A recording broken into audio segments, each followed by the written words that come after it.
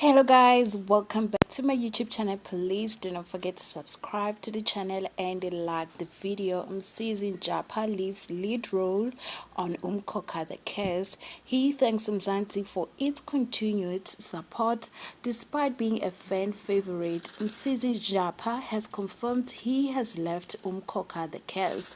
He played Khulekani, whose role in the telenovela was seemingly discontinued. Speaking to Sunday World, he says he was still enjoying the role, but it has ended. I quote, I really enjoyed playing Khulekani. We had so many similarities and differences, but I guess it's time to let go.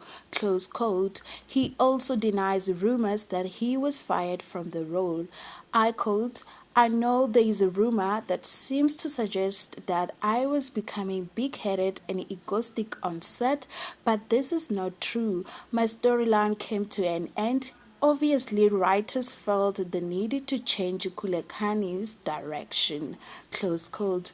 But hopefully, this will not be the last time you will see Njapha.